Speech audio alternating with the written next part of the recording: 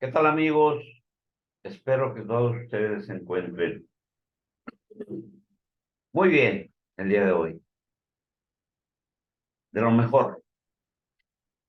Y este análisis se basa en un artículo del señor Melkelungara Badra Kumar, del sitio asiático, precisamente de la India, eh, de nombre Indian Punchline, ¿verdad? Y sin más les comparto la página principal del artículo para que ustedes eh, normen criterio.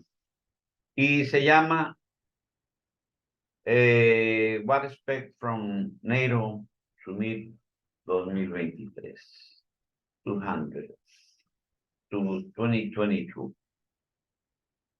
Que en español es ¿qué esperar de la cumbre de la OTAN en 2023?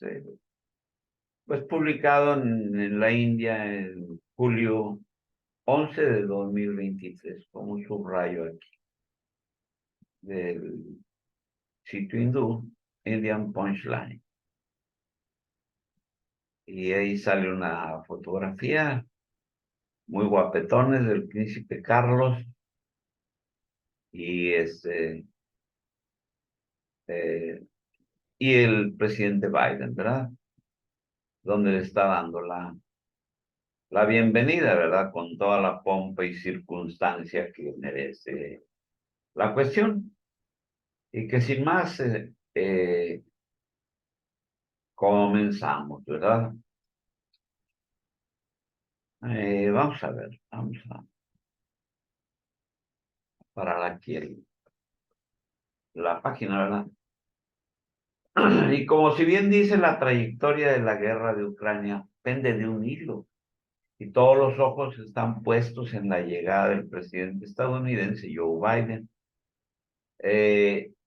a la cumbre de Vilnius para, pues precisamente, estar presente en la cumbre de Vilnius el día 11 y 12 de junio. Biden ya recibió un gran impulso del compromiso del presidente turco Recep Tayyip Erdogan para transmitir en el protocolo de adhesión de Suecia a la Gran Asamblea General, en donde se va a ratificar, pues, la adhesión de Suecia. Que este compromiso se produjera antes de la reunión personal de Biden con Erdogan en Vilnius también tiene una gran óptica, lo que inevitablemente fortalecerá sus manos para forjar un consenso en la OTAN sobre el camino a seguir en la guerra de Ucrania. La declaración de Biden decía: estoy listo para trabajar con el presidente turco Erdogan para mejorar la defensa y la disuasión en el área euroatlántica. La redacción bordea específicamente la guerra de Ucrania, pero es indicativo que Erdogan regresa al redil de la OTAN como el hijo pródigo que ha llegado a un acuerdo de gran alcance para su país. Erdogan había mencionado la reanudación del proceso de adhesión de Turquía a la Unión Europea. El precio para Occidente, obviamente, para pagar, era el hecho de la corrección de rumbo de que Turquía estaba lejos de formar parte de la Unión Europea. De hecho, la corrección de rumbo de Turquía deja ya más de lejos la unión de Turquía al OCS, o sea, Tratado de Protección de Rusia, y su unión a los BRICS, y afectará el equilibrio de las fuerzas en el Mar Negro, que es fundamental para las futuras ofensivas militares rusas. Recuerde usted de que Turquía es el propietario, por así decirlo, del estrecho de los Dardanelos, eh, del paso del Atlántico al Mar Negro.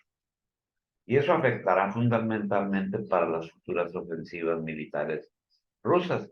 Sin embargo, el panorama general debe buscarse en el grupo de prensa del asesor de seguridad nacional, Jake Sullivan.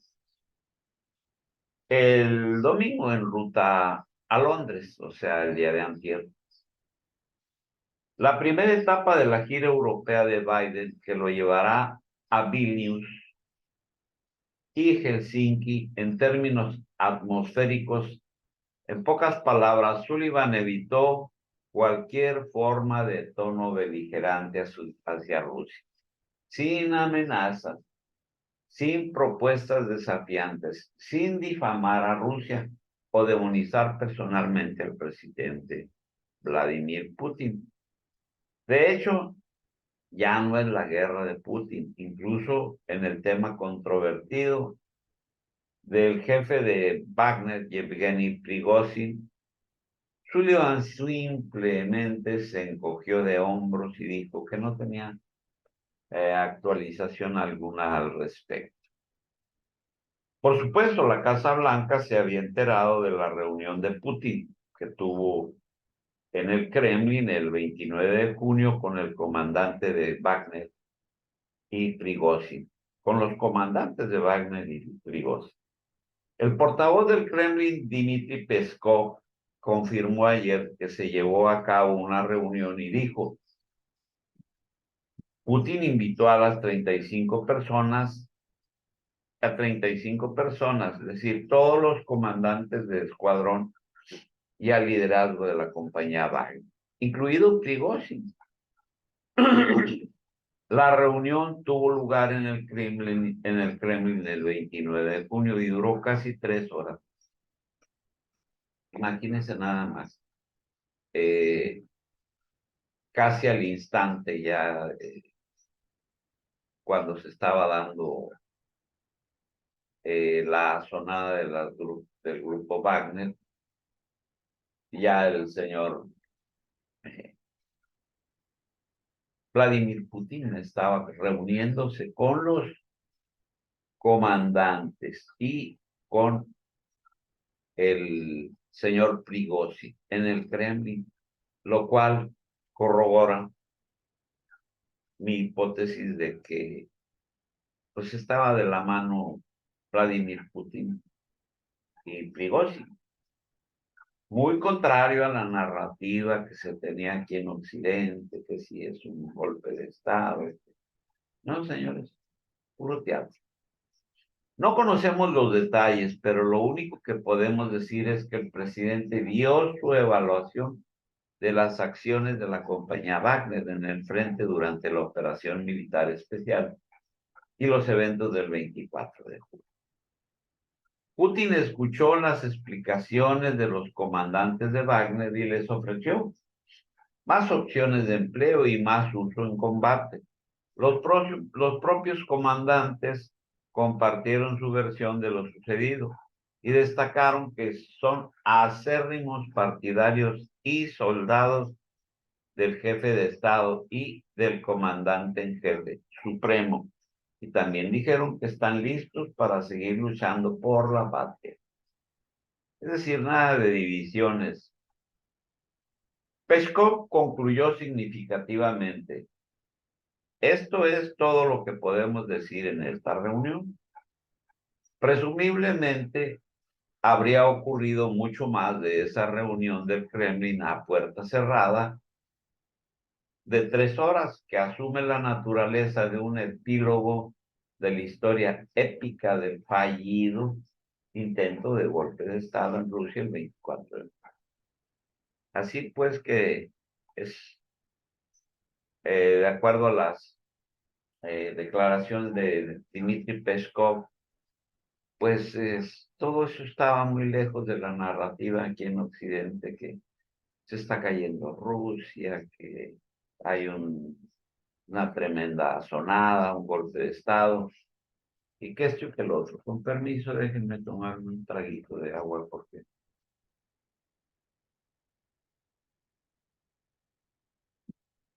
ahora sí.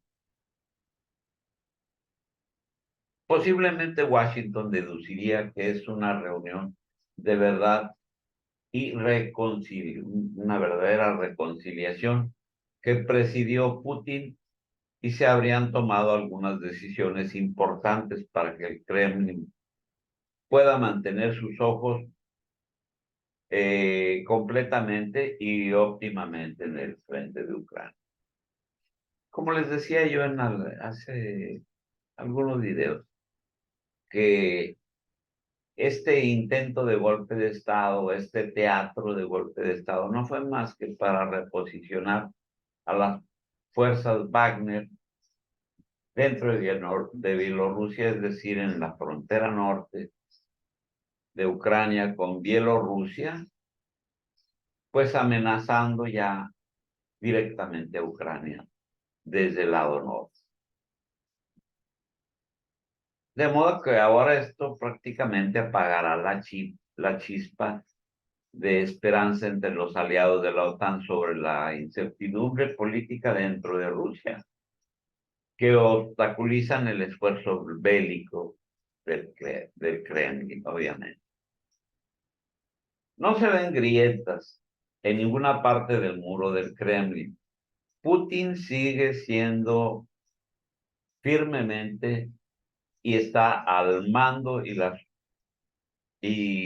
al mando en las operaciones militares para dispersar la ofensiva ucraniana de un mes de duración. Están superando las expectativas, puesto que Ucrania no avanza. Simplemente ya ha quemado sus mejores cartuchos, una cantidad tremenda de hombres y no avanza. En consecuencia, es probable que haya un mayor sentido de realismo entre los aliados de la OTAN.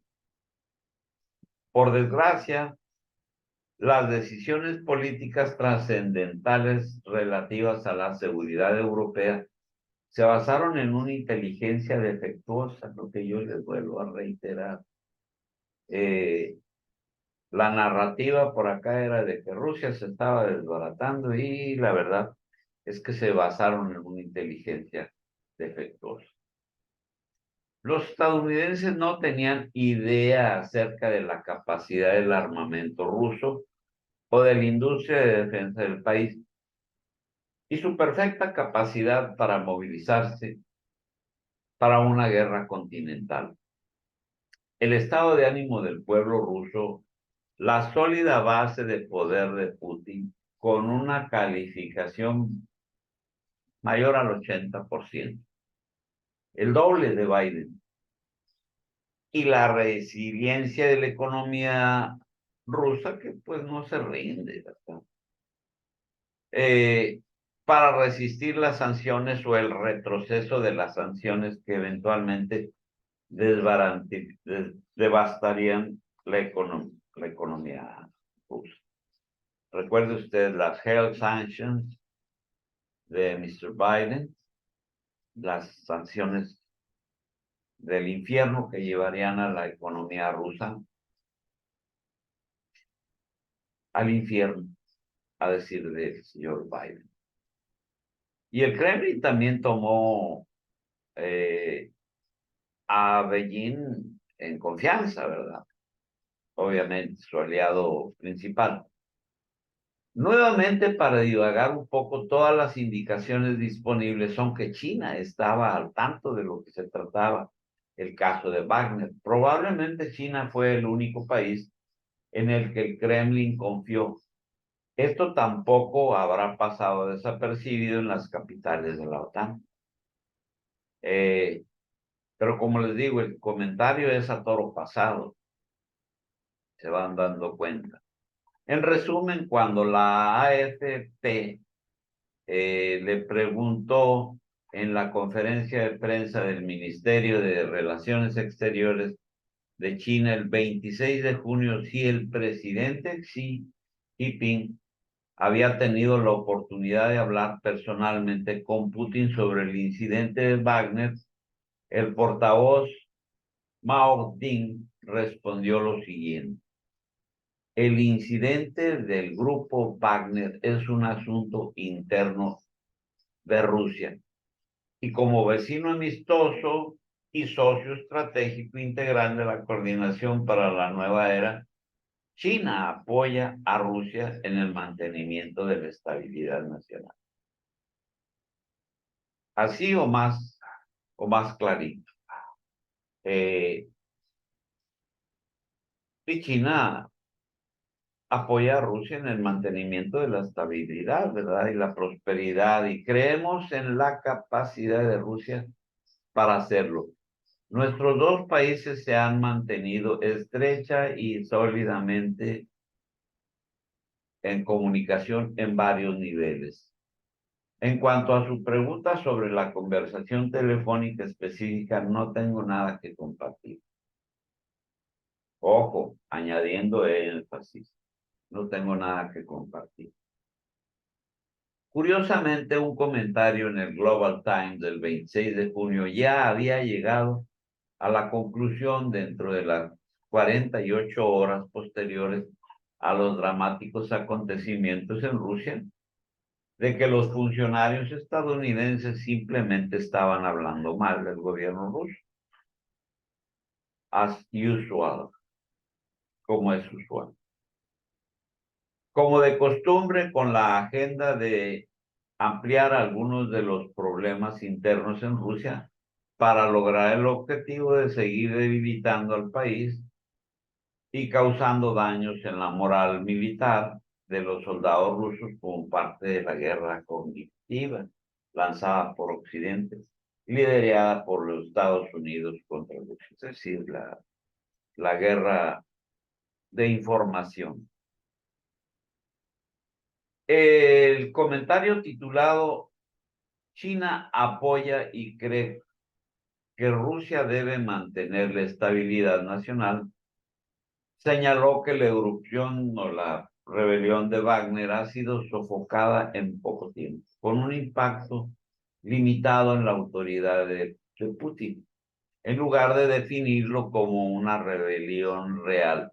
Debe verse como una lucha de poder, ya que Prigozhin no ha mencionado en sus consignas a Putin, ni ha apuntado a la autoridad suprema. Vaya, el pleito de Prigozhin era con Sergei Shoigu y el general Surovikin. De hecho, la reunión en el Kremlin entre Putin y los comandantes de Wagner y Prigozhin, su ex dueño, tuvo lugar solo 2 días después. La parte china sabía exactamente lo que estaba sucediendo y lo que se esperaba. Pues ya ven que en la prensa occidental se hablaba de que el señor Prigozhin estaba pues fugado o exiliado. De modo que aquel famoso reportaje que presenta la cadena de televisión Rosinskaya Gazeta, pues era puro cuento, lo de que se había cateado la residencia del señor Prigozhin y que se habían encontrado pelucas de diferentes colores y barras de oro y un jacuzzi de oro sólido, todo eso era pulitito cuento. ¿Para qué? Pues para distraer la atención, ¿verdad? Para llevar la narrativa, eh, pues en crítica al gobierno ruso. Y mientras tanto, la continuidad de las comunicaciones estratégicas entre Beijing y Moscú fue notable. El 25 de junio, el consejero de Estado y ministro de Relaciones Exteriores de China, Qin Gang, se reunió en Beijing con el viceministro de Relaciones de Rusia, Rudenko, Andrei Yurevich, el 3 de julio. El ministro de la Defensa de la Defensa china, Lin Xiaofu, se reunió con el jefe de la Armada rusa, el almirante Nikolai Yevmenov, en Beijing. Y fue el 10 de julio cuando el presidente Xi recibió a la oradora visitante del Senado ruso, Valentina Matviyenko, en el Gran Salón del Pueblo. Es decir, las relaciones siguieron a su máxima expresión. Y en el contexto de la cumbre de la OTAN, que va a ser el día de hoy y el día de mañana en Vilnius, la reunión de Xi con Matviyenko, o sea, de Xi Jinping, presidente chino, con Matviyenko, diplomática de carrera de profesión, y número 2 en la jerarquía política rusa, después de Putin, es oportuna y de gran importancia, y fue el titular principal del Diario del Pueblo, o sea, del diario oficial de China y del periódico también oficial de China, Global Times. Y según un informe de Xinhua, que es la agencia informativa oficial también de Rusia, que dice: durante mi visita de Estado a Rusia en marzo de este año, el presidente Putin y yo alcanzamos un nuevo e importante consenso sobre la profundización de la coordinación estratégica integral y bilateral, la cooperación práctica en varios campos, dijo Xi Jinping, y señaló que el desarrollo de China en las relaciones con Rusia son una elección estratégica de los dos países. Vaya, que los dos países han hecho sobre la base de interés fundamental de sus respectivos pueblos. China continuará trabajando con Rusia para desarrollar una asociación estratégica integral de coordinación para una nueva era, con asistencia mutua, integración profunda, innovación y resultados beneficiosos para todos, a fin de impulsar el desarrollo y la revitalización de los dos países y promover la construcción de un nuevo mundo próspero, estable y equitativo, según dijo Xi Jinping. O sea, la política de win to win, o sea, ganar, ganar y ganar. Y en cuanto a una garantía de seguridad para Ucrania, no podrá haber una afirmación más fuerte de apoyo al liderazgo de Putin desde Beijing. Basta con decir que la cumbre de la OTAN tendrá en cuenta la realidad geopolítica. Sorry, por más desagradable que sea de que la guerra en Ucrania está lejos de aislar a Rusia, pues, sí, sino que por el contrario, ayuda a fortalecer y expandir la órbita de influencia diplomática y política de Moscú en la gran mayoría del mundo y de la comunidad internacional. Al mismo tiempo, también en el frente militar, las esperanzas delirantes de los países de la OTAN de derrotar a Rusia se han desvanecido, y la decisión de la cumbre de Vilnius tendrá en cuenta esta realidad fundamental. Lo logrado en el terreno, o sea, la realidad del terreno. Y la administración Biden ya admitió que el Pentágono se ha quedado sin municiones para abastecer a Ucrania y que habrá que fortalecer la capacidad industrial. Pero ese es un objetivo a mediano plazo, mientras la guerra tiene sus necesidades inmediatas. Y para cumplir con los requisitos actuales, Biden decidió suministrar a Ucrania bombas de racimo, un arma sucia que está prohibida por el derecho internacional. Sí, pero es peor que las fuerzas ucranianas se queden en el terreno sin municiones. Por lo tanto, esto ha emergido lentamente, que Ucrania no será miembro de la OTAN, ni ahora ni nunca. Ayer Richard Haass, presidente del Consejo de Relaciones Exteriores y formador de opinión general y de influencia en la política exterior estadounidense, escribió en el medio informativo Project Syndicates, así lo puede usted teclear, Project, Project,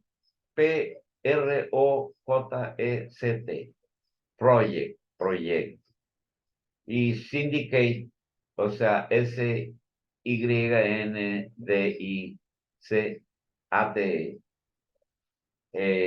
proyecto de sindicato, Project Syndicate, que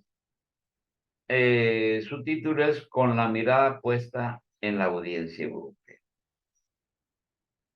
que es una contundente crítica titulada Ascending the Vilnius Summit,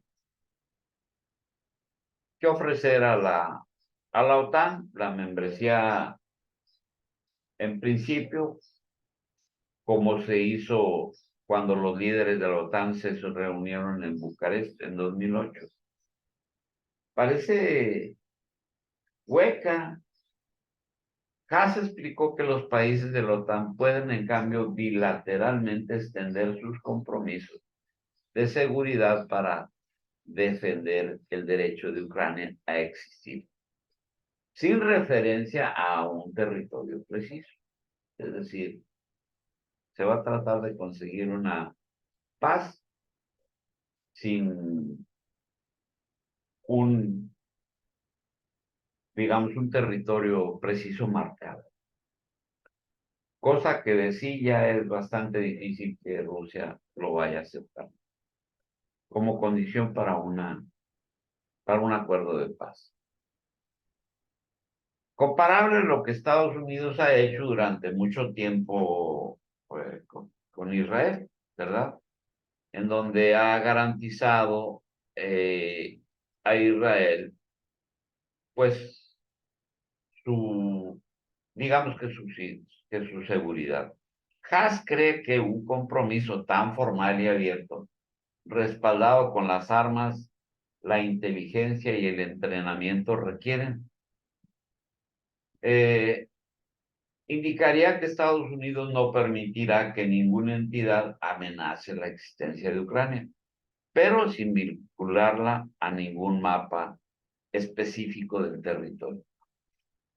Cosa que de sí, pues, se mira muy cuesta arriba para que Moscú lo acepte. Curiosamente, cuando se le pregunta al respecto durante la rueda de prensa del domingo, Sullivan también confirmó que tal concepto está sobre la mesa, según el cual Estados Unidos y sus aliados y socios, dentro de un marco bilateral, negociarán compromisos bilaterales de seguridad con Ucrania a largo plazo, para proporcionar diversas formas de asistencia militar, inteligencia e intercambio de información, apoyo cibernético y otras formas de apoyo material para que Ucrania pueda defenderse y disuadir futuras agresiones.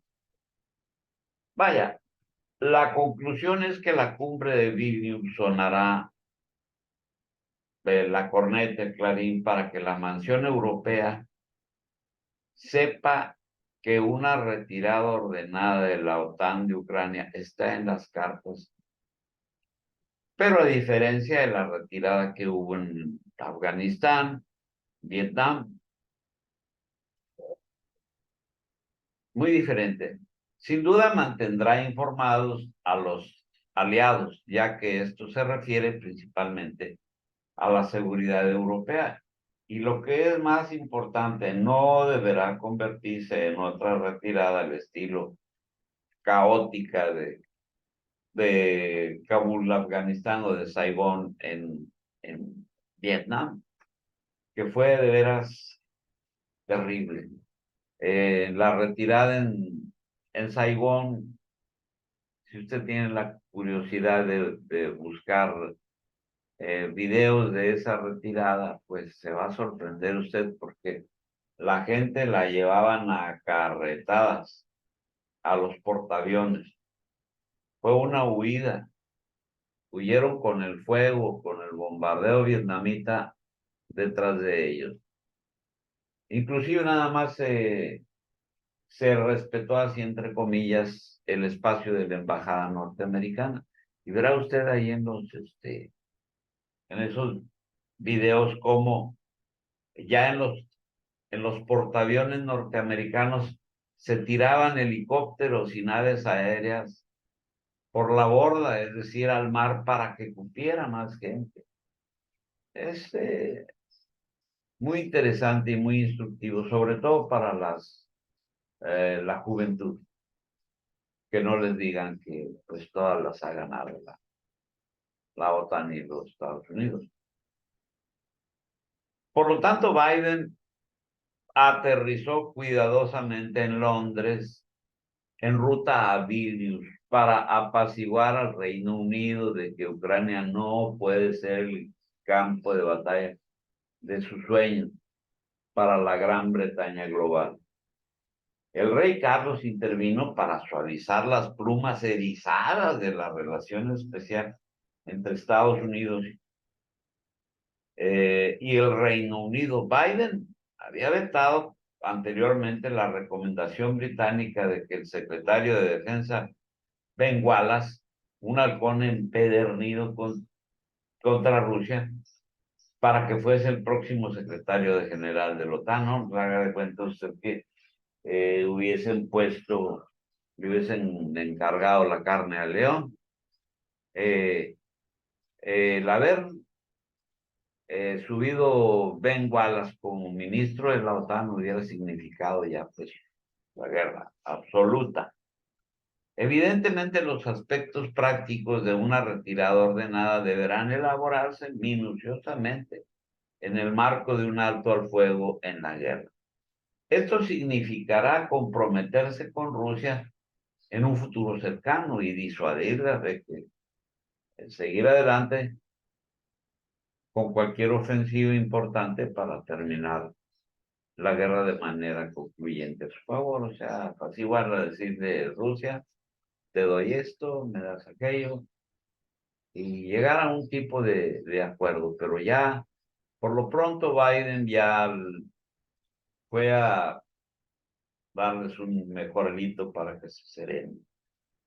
Mientras tanto, según rumores en Kiev, el comandante en jefe de las Fuerzas Armadas, el general Valery Saliusi, que ya está de nuevo en la escena, que recuerda usted que se había desaparecido aparentemente porque resultó herido en un bombardeo, ¿verdad? A una de las sedes pues, de la inteligencia ucraniana.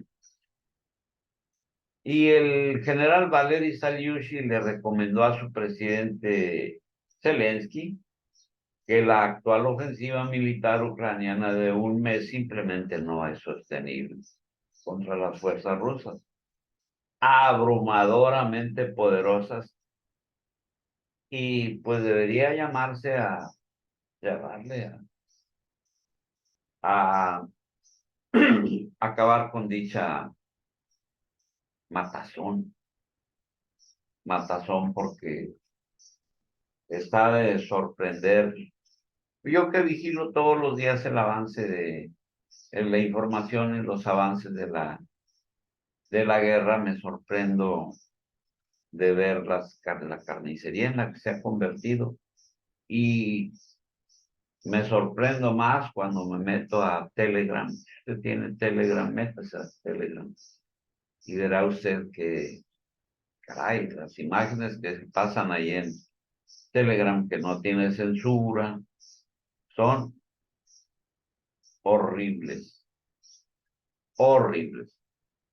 Y sin más, amigos, aquí concluyo el presente análisis No sin antes darles las gracias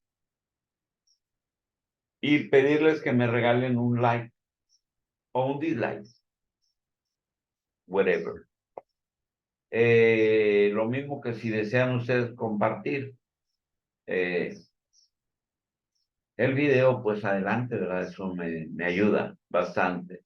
Al igual que si usted quiere eh, unirse al canal, pues adelante, eso también me ayuda para que haya más difusión.